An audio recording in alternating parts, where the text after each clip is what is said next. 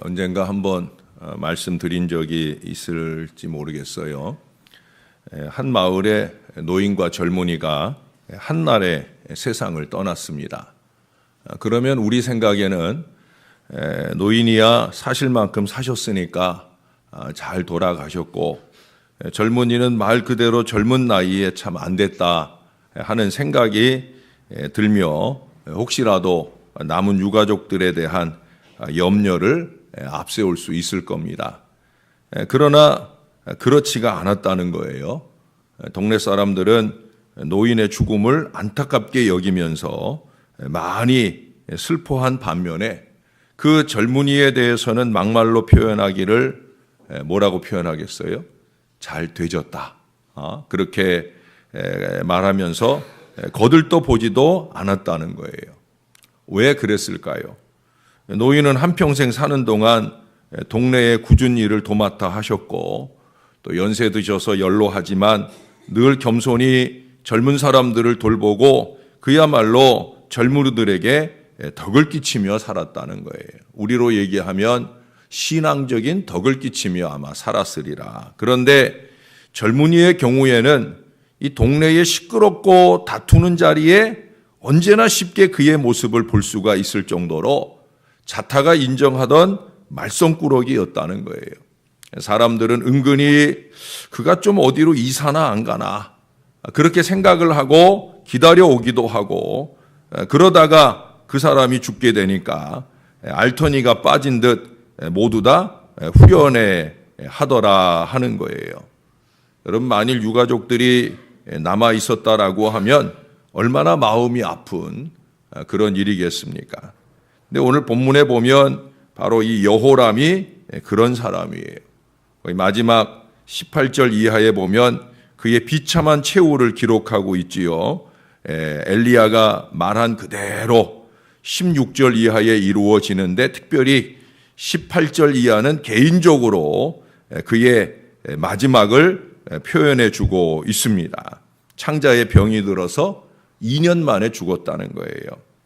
여러분은 어떠신지 몰라도 저는 먹는 게 중요한 사람이잖아요. 그런데 여기 창자의 병이 들어서 2년이라고 그러면 2년 동안에 제대로 잘 먹고 살았겠습니까?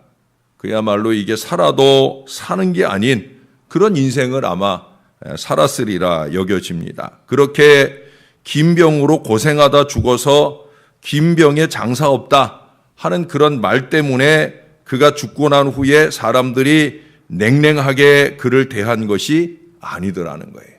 여기 19절 하반절에 보면 그가 죽고 나자 백성들은 분향조차 하지 않았다. 보통 왕이 죽으면 분향하는 것은 물론이고 상당한 기간 동안 애곡을 해요. 에이고 우리 같으면. 그런데 여기 보면은 백성들이 모두 다 분향조차 하지 않았다. 20절에 보면 더 기막힌 표현이 나옵니다. 아끼는 자 없이 세상을 떠났다. 이 표현이 그가 아끼던 자, 우리가 앞에서 보면은 여호아스 외에는 그 자식들이 다 죽임을 당하잖아요.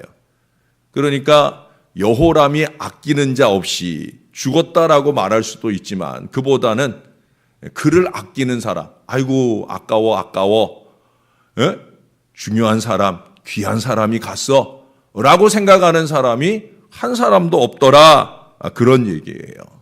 쓸모없었는데, 귀찮았는데, 괴로웠는데 잘 사라져 버렸다. 다 그런 생각들을 하게 되더라는 거예요. 그의 죽음, 그의 사라짐을 안타깝게 여기는 사람이 한 사람도 없더라. 뿐만 아니라 거기에 더하여서 그는 열왕의 묘실에 둘 자격조차 없다고 생각을 하고 따로 이 묘를 써서 그야말로 내팽개쳤다라는 거예요. 왕으로서 가장 치욕적인 거지요.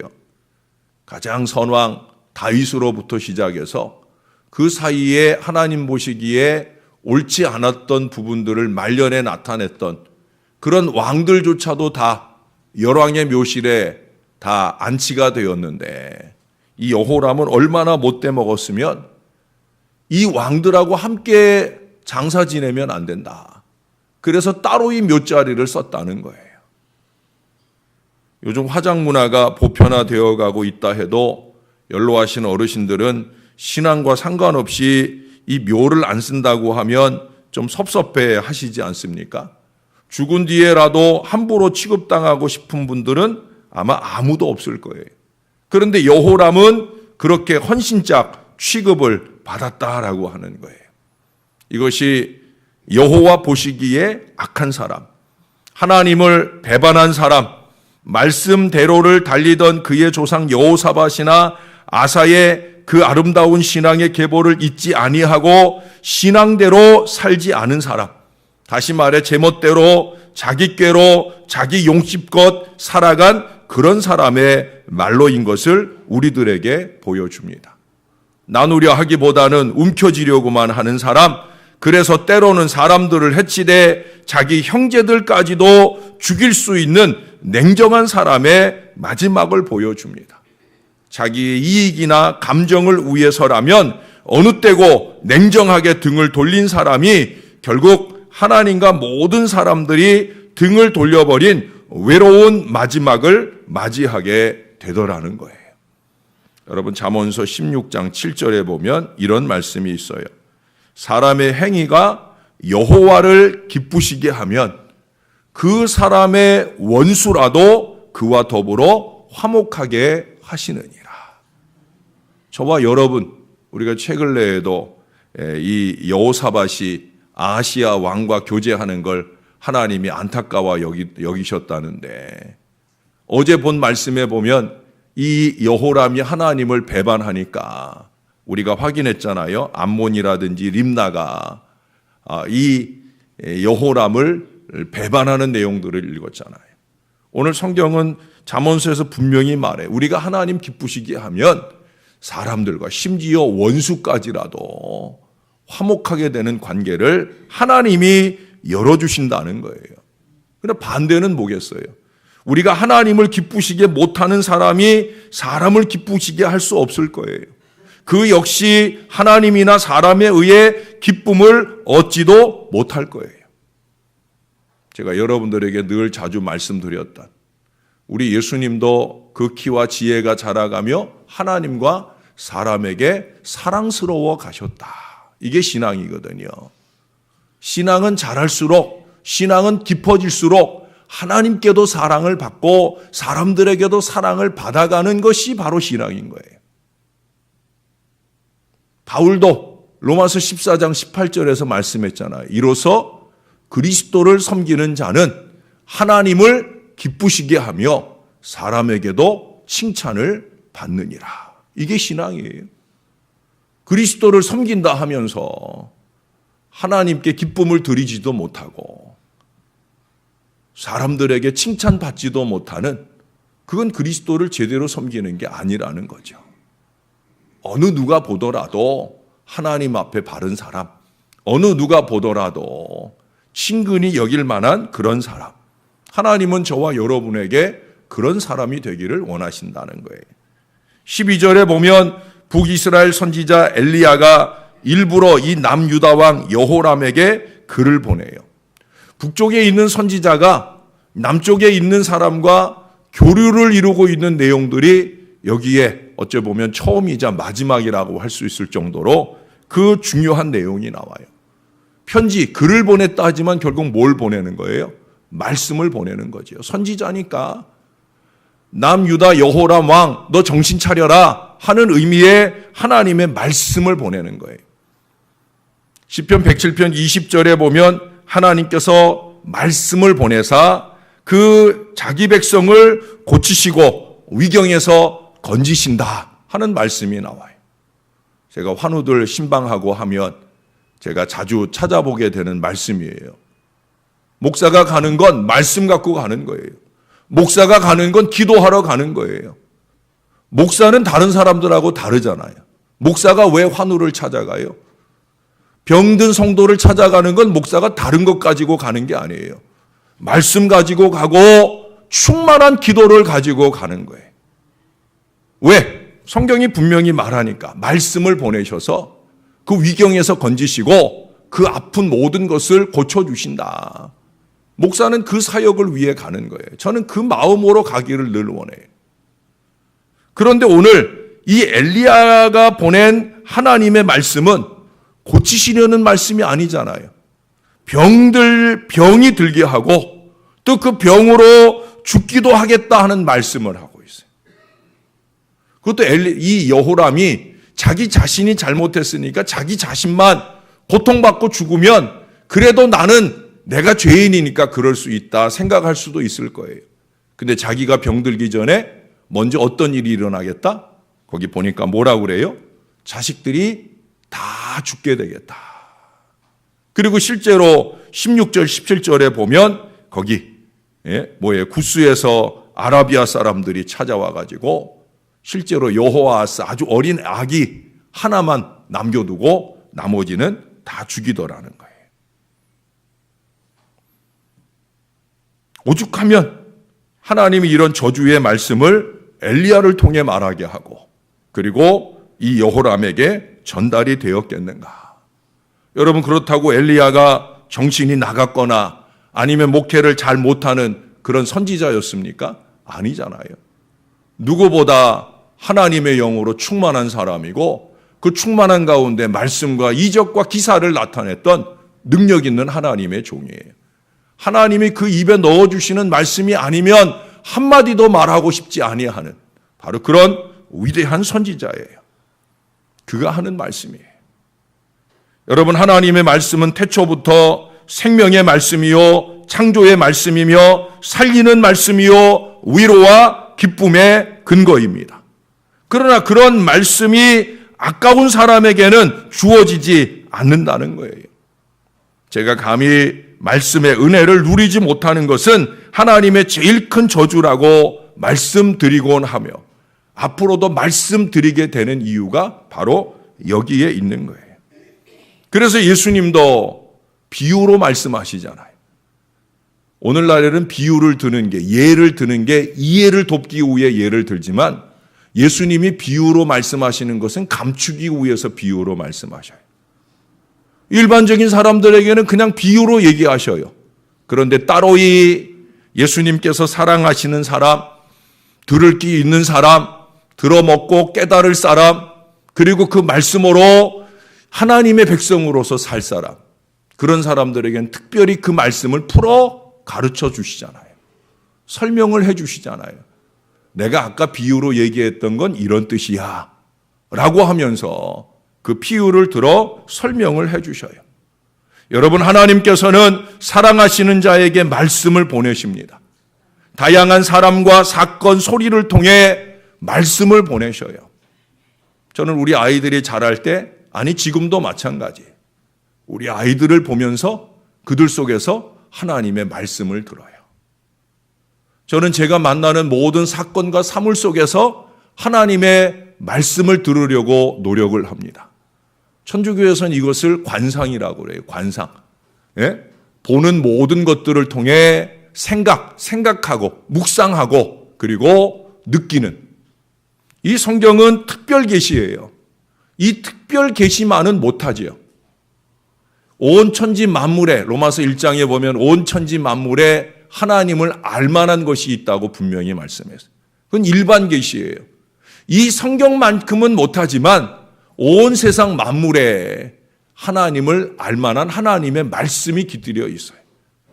우리가 영적으로만 깨어 있으면 우리가 만나는 사건과 사물 속에서, 상황 속에서 하나님의 말씀을 들을 수가 있어요. 하물며 사람을 통해서는 특별하게 부름받고 세움받고 준비된 사람을 통해서는 얼마나 하나님의 말씀이 들려오겠습니까? 여러분, 하나님의 말씀은 평가나 취사 선택의 대상이 아닙니다. 주시는 대로 받아야 돼요. 왜 그러느냐? 하나님의 말씀은 그대로 되니까. 내가 받든지 안 받든지 그대로 되니까. 창세기 1장에 보세요.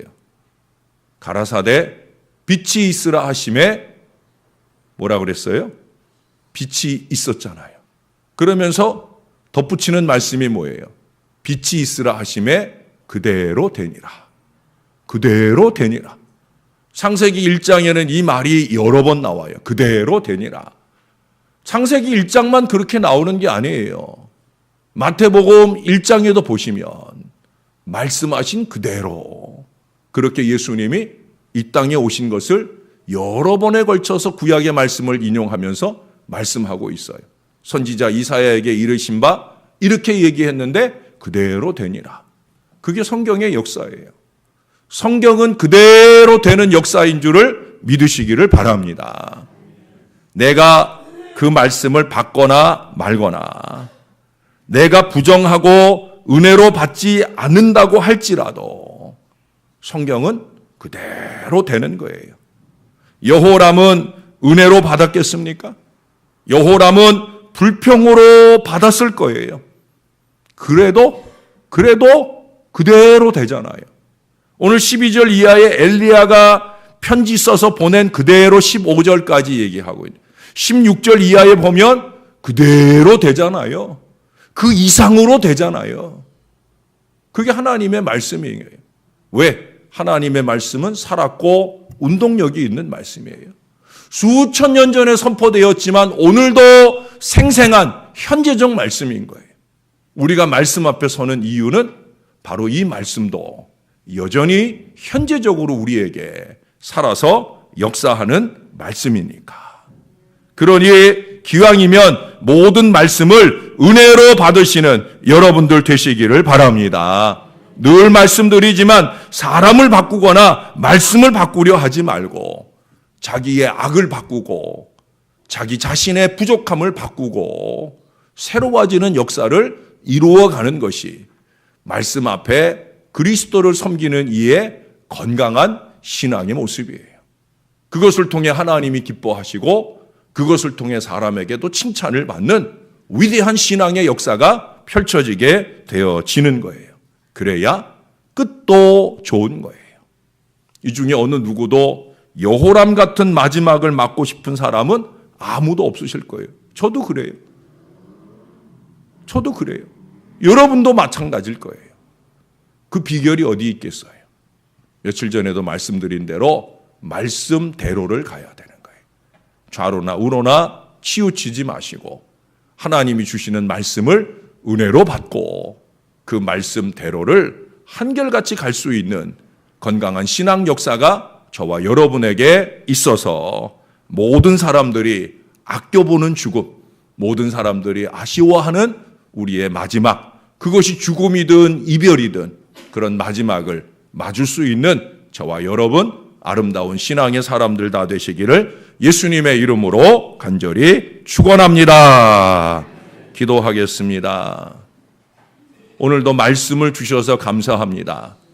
말씀을 전하는 종은 부족하오나 그래도 이 말씀이 하나님의 말씀인 줄을 알아 이 말씀을 받고 돌아가고자 하는 이 주의 사랑하는 백성들, 어느 때든지 어디서든지 말씀 앞에 설 때마다 하나님의 말씀으로 받게 하여 주옵소서. 20장 20절의 말씀처럼 여호와를 신뢰하고 선지자를 신뢰하는, 여호와를 신뢰함으로 견고히 서고 선지자를 신뢰함으로 형통하게 되는 이 믿음의 비결을 놓치지 않는 이 사랑하는 주의 모든 백성들이 되게 하여 주옵소서. 말씀은 그대로 되는 말씀인 줄을 늘 믿어 말씀을 붙들고 살게 하시고 말씀을 붙들고 승리와 형통과 사방의 평강을 누리는 이 사랑하는 주의 모든 백성들 될 수 있도록 주님께서 도와주옵소서. 우리의 마음에나 우리 교회의 삶에나 말씀의 대로가 활짝 열려있는 은혜로운 재단, 은혜로운 백성들 다 될 수 있도록 주님께서 축복해 주옵소서. 그래서 우리의 마지막이 육신적인 죽음으로 맞거나 어쩔 수 없는 이별을 맞게 될지라도 아버지 하나님, 아껴볼 만한, 참 아쉬워할 만한 그런 건강한 믿음의 마무리가 될 수 있도록 주여 우리를 도와 주옵소서. 잘 살고 있거니 착각하며 살지 말게 하시고 잘 살아야 되겠다 믿음의 다짐 속에 날마다 아름답게 그리스도를 섬기는 그런 귀한 믿음의 인생들 다 되도록 우리를 붙들어 주시옵소서. 오늘과 내일 양일간 우리 당회원들 가족들이 멀리 완도 주사랑교회까지 당회원 수련회를 다녀옵니다. 출발하는 걸음부터 오는 순간까지 안전하게 지켜주시고 은혜로 기쁨으로 채우시며 역사하여 주옵소서. 교회를 열심으로 섬기는 그 노고를 주님께서 위로해 주시고 늘 목 놓아 주를 위해 기도하는 신실한 일꾼들로 주 앞에 서는 일에 늘 부족함이 없는 하나님의 귀한 자녀들 다 되게 역사해 주시옵소서. 주일날 행사를 앞두고 두고 가는 마음이 아쉽사오나 주께서 남아있는 주의 자녀들로 잘 준비하게 하시고 은혜 일정이 오늘부터 주일까지 그 이후 이어지는 특세 기간까지 충만한 은혜가 우리 교회 가운데 넘치는 귀한 기간들이 이 가을에 우리 안에 충만하게 도와 주시옵소서. 오늘 유정호 집사님 하나님 앞에 귀한 예물을 드립니다. 사랑하는 자녀들 멀리 호주에 있거나 또 이 땅에 있거나 우리 석진이, 수빈이, 요한이 이 믿음의 손주들을 위하여 할머니가 새벽마다 눈물로 기도하며 매달립니다. 오 아버지 하나님, 이 귀한 자손들에게 지혜를 더하여 주옵소서. 좋은 결실을 꼭 맺어가도록 그 앞길을 환히 열어 주시옵소서. 이 아이들만 아니라 우리가 기도하는 아이들 있습니다. 우리 사랑하는 신순자 권사님 손주 우리 명빈이 또 그리고 또한 외손녀 부족한 종이 잠시 이름을 잊었사온데 그 아이와 또 우리 사랑하는 슬비 또 성준이 이 믿음의 아이들도 하나님 꼭 지켜주셔서 올해 좋은 결실을 향한 힘 있는 전진을 이어가도록 은혜를 베풀어 주시옵소서. 감사합니다. 예수님 이름으로 기도합니다. 아멘.